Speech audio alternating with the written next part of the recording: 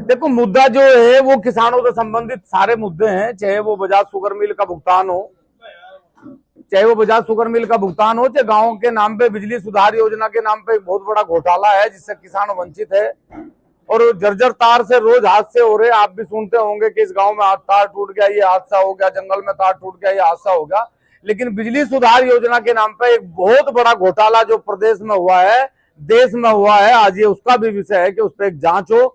जिलाधिकारी महोदय जनपद मुजफ्फरनगर के जिन गांवों में ये घोटाला हुआ उनकी जांच करवावे। सर्वे के नाम पे, केबल डालने के नाम पे, खंबे और तार बदलने के नाम पे एक बहुत बड़ा ये घोटाला है और इस घोटाले को उजागर करे प्रशासन।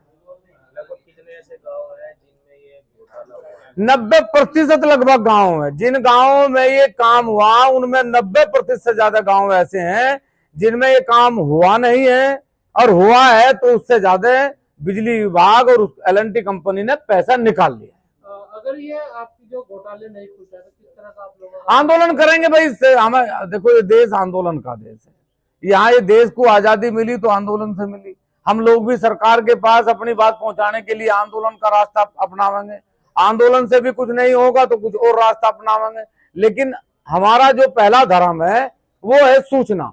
हमारा पहला काम है कि हम सूचना दें, और हमने सूचना दे दी आपके माध्यम से। आप बड़ा प्लेटफॉर्म है इस व्यवस्था का, और हमने आपको जो सूचना दी, ये सूचना बिल्कुल सटीक है, और डीएम साहब इसमें कमेटी बना के इसकी जांच करें। हाँ, नहीं, तरीका क्या है उनका? जैसे मान लिया उन्होंने सर्वे करा बिजली सुधार के नाम पे कि ये गांव है, सोच लो मेरा गांव है नसीरपुर, और मेरे गांव का सर्वे हुआ। तो जब मेरे गांव का सर्वे हुआ तो नॉर्मली एक मोहल्ला मेरे गांव का छूट गया। मैंने कहा ठेकेदार को, मैं भाई मेरे गांव का एक मोहल्ला छूट गया, इसमें काम करो। तो उन्होंने कहा जी कर देंगे। 10 दिन के बाद हमने फिर फोन करा, यार करो भाई, वो काम नहीं हुआ। बोला जी कर देंगे। तो मेरे दिमाग में यार काम भी नहीं करा, जो खंबे इन्होंने लगाए उसमें ना कोई इन्होंने सीमेंट गेरा, ना उसमें रोड़ी गेरी, ना डस्ट गेरा, वो मिट्टी में ऐसे दबाए थे, जैसे दबाए थे वो मिट्टी में ऐसे कैसे दबे हुए हैं। उनका खतरा ये है कि वो गिरे ना। तो हमने सोची यार इसमें, इसका मतलब इसमें माल भी नहीं गिर रहे। हमने कहा दो पूरे गांव का सर्वे था, तो मैंने फिर किसी के माध्यम से सर्वे करवाया, और फिर मैंने लगभग पूरे जिले में, जब 1 गांव 2 गांव 3 गांव संज्ञान में आए, फिर मैंने लगभग पूरे गांव में सर्वे करवाया, जिले में सर्वे करवाया, तो 90% ऐसे गांव पाए गए जिन पे बहुत बड़ा घोटाला है। ना वहां 8 किलोमीटर 6 किलोमीटर 7 किलोमीटर का सर्वे और 47 किलोमीटर का पैसा निकाल लिया। कुछ और भी मांगे आपने रखी? हाँ, बजाज शुगर मिल के गन्ने का भुगतान है जो किसानों को अब तक नहीं मिला। 55 से 60% तक गरीब का बच्चा, जहां सरकार कह रही कि फ्री शिक्षा, फ्री चिकित्सा, वहीं प्राइवेट स्कूल और प्राइवेट हॉस्पिटल आज देश में सभी लोगों की खाल तारने में लगे हुए।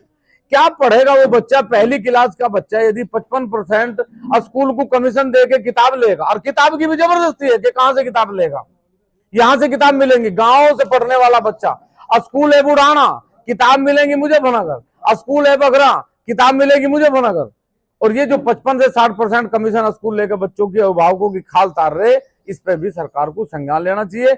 ये मुद्दा राज्यसभा से भी उठा, विधानसभा में भी उठा, और हम लोग लगातार आपके माध्यम से और सरकार के माध्यम से सब जगह जगह बताने का प्रयास कर।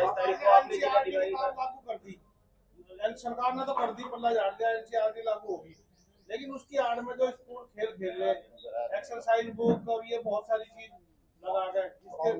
देखो, सरकार ने, आपका सवाल ना, ये बहुत अच्छा है कि सरकार ने एनसीईआरटी लगा दी, तो फिर ये जब एनसीईआरटी किताब है, सरकार पल्ला नहीं झाड़ सकती। मान लिया सरकार कह रही कि भाई आप एक पिस्टल का, राइफल का, बंदूक का लाइसेंस बनवाओ, तो ठीक है, उसने डीएम साहब के यहाँ से एप्लीकेशन दी, उसका लाइसेंस बन गया।